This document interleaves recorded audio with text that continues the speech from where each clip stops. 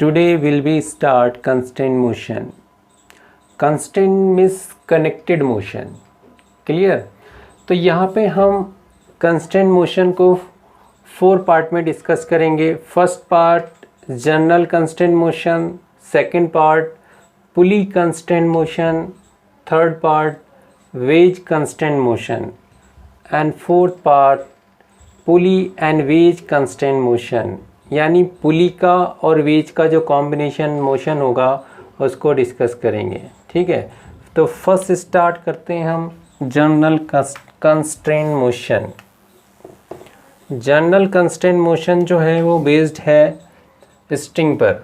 यानी स्ट्रिंग का जो मोशन होता है वो ऑलवेज कैसा रहता है? कांस्टेंट रहता है. फॉर एग्ज़ाम्पल ये एक स्ट्रिंग है. अगर इस स्ट्रिंग का ये ए पॉइंट और ये बी पॉइंट है तो ये पूरा स्ट्रिंग मूव किया, तो मूव करने पे क्या हुआ? ए पॉइंट यहाँ पे पहुँचा, बी पॉइंट यहाँ पे पहुँचा, तो ए ने इतना डिस्टेंस कवर किया और बी ने इतना डिस्टेंस कवर किया. क्लियर? तो यानी ए और बी दोनों कैसे रहे? कांस्टेंट रहे. यानी स्ट्रिंग का मोशन कैसा रहा? कांस्टेंट रहा. तो इसकी वेलोसिटी भी हम देख सकते हैं. यहाँ पर वेलोसिटी के लिए क्या किया आपने? ये स्ट्रिंग है, सपोज़ हमने इसका इस एंड को v, ये a पॉइंट है तो v a वेलोसिटी से इसको मूव किया किसी एंगल थीटा पे. तो ये इस स्ट्रिंग को भी हमने, ये पॉइंट b है, इसको हमने v b वेलोसिटी से मूव होगा ये. ठीक, तो इसको अगर मैं यहाँ पे बढ़ा देता हूँ तो ये एंगल इसका क्या होगा? थीटा होगा. इसका हॉरिजॉन्टल कंपोनेंट की बात करें तो ये वी ए कॉस थीटा होगा. इसके हॉरिजॉन्टल की कंपोनेंट की बात करें तो ये वी बी कॉस थीटा के होगा. तो V A cos theta equal होगा वी बी कॉस थीटा के. यानी जितनी वेलोसिटी ए पॉइंट की होगी उतनी ही वेलोसिटी बी पॉइंट की होगी. क्लियर? तो स्ट्रिंग का जो कंस्टेंट मोशन होता है वो ऑलवेज कैसा रहता है? कांस्टेंट रहता है. क्लियर? एक अनदर एग्जाम्पल और ले लेते हैं हम. अब हमारे पास एक सिस्टम है, ये वॉल है. इस वॉल से हमने किसी एंगल थीटा पे एक रोड को रखा, एंगल थीटा पे. इस रोड की जो लेंथ होगी वो कांस्टेंट रहेगी एल. एल मान लिया हमने इसको. अब ये पॉइंट ए है और ये पॉइंट बी है. इसकी वेलोसिटी की क्या होगी? वी ए वेलोसिटी होगी. इसकी वेलोसिटी क्या होगी? वी बी वेलोसिटी होगी. हमने इस ए पॉइंट पे एक यूनिफॉर्म वेलोसिटी यू इधर अप्लाई किया तो बी की जो वेलोसिटी होगी वो नीचे की तरफ जाएगी, वी बी क्या जाएगा? डाउनवर्ड जाएगा. क्लियर? तो अब हमें जो यहाँ पे बेसिकली फाइंड करना है, यानी वो वी बी कितनी वेलोसिटी से मूव करेगा, ये आपने यहाँ से फाइंड करना है. क्लियर? तो देखिए यहाँ से यहाँ तक की डिस्टेंस ये y ले लिया आपने और ये डिस्टेंस आपने x ले ली. क्लियर? तो अगर ये नीचे, ये अगर इधर बढ़ेगा तो ये नीचे जाएगा, यानी y क्या होगा हमारा? डिक्रीज़ होगा, x क्या होगा हमारा? इंक्रीज़ होगा. क्लियर? तो ये एक राइट एंगल ट्रायंगल है तो इसमें हम पाइथागोरस थ्योरम अप्लाई कर सकते हैं. क्या होगा? x square plus Y square is equal to L square. L क्या हमारे पास? कांस्टेंट है. एल क्या है? कांस्टेंट है. क्लियर? अब यहाँ पे देखिए, सपोज ये रोड पहले बी पॉइंट यहाँ पे था, अब बी पॉइंट यहाँ पे हो गया, ये ए पॉइंट इसका यहाँ था, अब ए पॉइंट यहाँ पे हो गया. फर्स्ट रोड आपकी यहाँ पर रखी थी. अब किसी टाइम टी पर रोड यहाँ से यहाँ पर आ गई तो एक्स यहाँ से यहाँ पर शिफ्ट होगा, बी यहाँ से यहाँ पर शिफ्ट होगा. यानी x का मतलब x एक्सिस का जो पॉइंट होगा वो यहाँ से यहाँ पर शिफ्ट हो जाएगा और y एक्सिस का पॉइंट यहाँ से यहाँ पे शिफ्ट हो जाएगा. क्लियर? तो ये किसी टाइम t में हुआ, किसी टाइम t में हुआ. तो मैं इस इक्वेशन फर्स्ट को t के रेस्पेक्ट में क्या कर सकता हूँ? डिफरेंशिएट कर सकता हूँ. तो differentiate with respect to time. Time के रेस्पेक्ट में जब हम इसको डिफरेंशिएट करेंगे तो इसका डिफरेंशिएट कितना आएगा? 2x into D x upon D T plus 2y dy upon dt, और कांस्टेंट का डिफरेंशिएशन क्या होता है 0। क्लियर। तो यहाँ से देखो dx अपॉन dt जो इक्वल होगा वो va के होगा, एंड dy अपॉन dt जो इक्वल होगा माइनस vb के होगा। माइनस क्यों लिया हमने, क्योंकि y हमारा क्या हो रहा है, डिक्रीज हो रहा है, इसलिए यहाँ पे जो साइन माइनस इंडिकेट किसको कर रहा है, y का डिक्रीज। y क्या हो रहा है, हमारा डिक्रीज हो रहा है, जो माइनस साइन इसको इंडिकेट कर रहा है। क्लियर। ये दोनों वैल्यू अगर मैं इस इक्वेशन सेकंड में पुट कर दूं तो यहाँ से मेरे को क्या मिल जाएगा, 2x va minus 2y vb is equals to 0। ये उधर जाके 2 से 2 कट जाएगा। क्लियर। तो vb इज इक्वल टू हो जाएगा x अपॉन y va, और va हमारा किसके इक्वल है, u के इक्वल है। यूनिफॉर्म वेलोसिटी हम यूनिफॉर्म स्पीड हमने क्या ली थी इसकी, u, तो ये u के इक्वल हो जाएगा। तो यहाँ पे हम va की जगह क्या रख सकते हैं, u। तो vb इज इक्वल टू कितना आ जाएगा हमारे पास, ux अपॉन y। तो v जो होगा हमारा इतनी वेलोसिटी से डाउनवर्ड जाएगा। क्लियर। सेकंड केस हम इसको कंपोनेंट फॉर्म में भी निकाल सकते हैं। तो कंपोनेंट फॉर्म के लिए क्या होगा, देखो ये इसका हॉरिजॉन्टल कंपोनेंट होगा और ये होगा L cos थीटा, ये इसका वर्टिकल कंपोनेंट होगा, ये होगा L sin थीटा। ठीक है। तो x इज इक्वल टू कितना होगा, L cos थीटा, और y इज इक्वल टू कितना होगा, L sin थीटा। और ये इक्वेशन नंबर हम थर्ड में पुट कर देंगे। तो vb इज इक्वल टू हो जाएगा u into L cos theta और L sin थीटा, L से L कट गया, तो vb is equal to u sine upon cos क्या होता है, cot थीटा के बराबर होता है। तो कंपोनेंट फॉर्म में जो वेलोसिटी ऑफ b पॉइंट की होगी वो कितनी होगी, u cos थीटा होगी। क्लियर। नेक्स्ट, अगर हम नेक्स्ट अरेंजमेंट देखें, इसे आप नोट कर लें। नेक्स्ट अरेंजमेंट देख लेते हैं स्ट्रिंग के हिसाब से।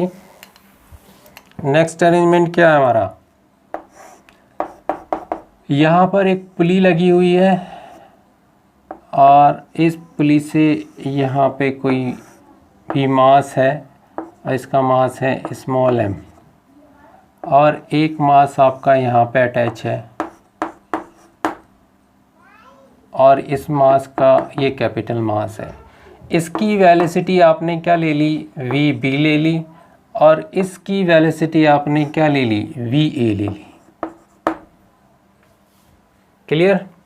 और ये va वेलोसिटी से इधर मूव कर रहा है, किधर जा रहा है, इस साइड जा रहा है। v वेलोसिटी से इस साइड मूव कर रहा है, ये vb है, और ये v वेलोसिटी से इस डायरेक्शन में मूव कर रहा है। तो हमें फाइंड करना है vb की वेलोसिटी क्या होगी। तो vb बेसिकली आपने यहाँ से फाइंड करना है। क्लियर। देखिए v जितना ये स्ट्रिंग इधर मूव करेगा उतना ही b ऊपर की ओर जाएगा। अगर हमें इस स्ट्रिंग की स्पीड पता चल जाए तो b की स्पीड पता चल जाएगी। तो उसके लिए हम क्या करते हैं, ये एक हॉरिजॉन्टल मान लेते हैं, इसका ओरिजिन सरफेस, और यहाँ से इसको हमने ड्रॉ किया, तो ये इसकी क्या हो गई, हाइट हो गई। इसको मैंने x1 मान लिया और इसको मैंने मान लिया x2, और x2 इक्वल होगा vb के। क्लियर। देखिए जितना ये स्ट्रिंग ऊपर जाएगा उतना ये स्ट्रिंग इधर जाएगा, तो इसका मतलब क्या हुआ, x2 इज इक्वल टू हो गया vb के। x2 अगर हम निकाल लें तो vb ऑटोमेटिक निकल जाएगा। क्लियर। तो यहाँ से ये हमारे पास एक राइट एंगल ट्रायंगल मिल गया आपको। तो यहाँ पे हम क्या करते हैं, अगर ये एंगल आपका थीटा है तो ये भी मैंने क्या ले लिया, इसको थीटा, ये थीटा हो गया। अब हम क्या करते हैं, यहाँ पे इसमें पाइथागोरस थ्योरम अप्लाई करते हैं। h square plus x1 square is equal to होगा x2 स्क्वायर के, इसका स्क्वायर हटाएंगे तो क्या आ जाएगा, x2 इज इक्वल टू आ जाएगा under root of h square plus x1 square. Equation number first. अब सपोज कर लिया आपने ये t टाइम में कुछ आगे बढ़ा होगा, t टाइम में तो t टाइम में कितना बड़ा होगा, तो वो यहाँ से हम निकाल लेते हैं। क्लियर। तो इस इक्वेशन फर्स्ट को हम क्या करते हैं, डिफरेंशिएट कर देते हैं विद रेस्पेक्ट टू टाइम से। जितने टाइम में वो बढ़ेगा उतने टाइम में वो ऊपर जाएगा, तो इसको डिफरेंशिएट कर देते हैं। तो यह आ जाएगा dx2 अपॉन dt, और यह आ जाएगा d upon dt under root of h square plus x1 square. तो ये तो आ गया हमारे पास dx2 अपॉन dt। अब यहाँ से देखिए, इसका अगर मैं डिफरेंशिएशन करता हूँ तो ये मेरे पास आता है 2x1 two under root of h square plus x1 square into dx1 upon dt। Clear. ये 2 से ये 2 कैंसिल, और ये किसके बराबर यहाँ होगा, हमारा vb के बराबर होगा। तो vb इज इक्वल टू हो जाएगा x1 upon under root of h square plus x1 square into ये क्या हो जाएगा हमारा, ये v हो जाएगा, क्योंकि v कितना वेलोसिटी, जितना ये चलेगा उतना ये आगे बढ़ेगा, तो v बराबर हो जाएगा dx1 के। तो यहाँ पे हमारे पास v आ गया। क्लियर। तो vb की जो वेलोसिटी होगी वो इतनी होगी। अगर हम इसको कंपोनेंट फॉर्म में देखें तो कंपोनेंट फॉर्म में cos थीटा यहाँ से निकालें तो cos थीटा की जो वैल्यू होगी वो होगी बेस अपॉन हाइपोटेनियस, हाइपोटेनियस इन दोनों का under root square h square plus x1 square. Clear. तो इस पूरी वैल्यू की जगह हम क्या पुट कर सकते हैं, cos थीटा। तो कंपोनेंट फॉर्म में जो वेलोसिटी ऑफ b होगा वो होगा v cos थीटा के इक्वल होगा। क्लियर। तो यहाँ से ये इतनी वेलोसिटी आ जाएगी। क्लियर। अगर ये डिफरेंशिएशन किसी को समझ ना आया हो वो यहाँ पर देख सकता है। इसका डिफरेंशिएशन क्या होगा वो देख लेते हैं यहाँ पे। तो ये हो जाएगा d upon dt h square plus x1 का स्क्वायर की पावर 1/2। तो देखो पहले हम क्या करेंगे, डिफरेंशिएशन पावर का करेंगे तो पावर नीचे आ जाती है और पावर में से n-1 तो -1 हो जाएगा। तो h square plus x square की पावर -1/2 हो जाएगी। अब जो इसे पूरा का इसका डिफरेंशिएशन करेंगे तो इसका तो ये कांस्टेंट है, इसका 0 हो जाएगा, और ये क्या है हमारा वेरिएबल। तो इसका कितना आएगा 2x1 into dx1 upon dt। Clear. अब इस 2 से इस 2 को उड़ा देंगे, ये नीचे जाके प्लस का हो जाएगा। तो x1 upon under root of h square plus x1 square into dx1 upon dt हो जाएगा। क्लियर। तो देखो ये डिफरेंशिएशन इस टाइप से आता है। अगर जिस बच्चे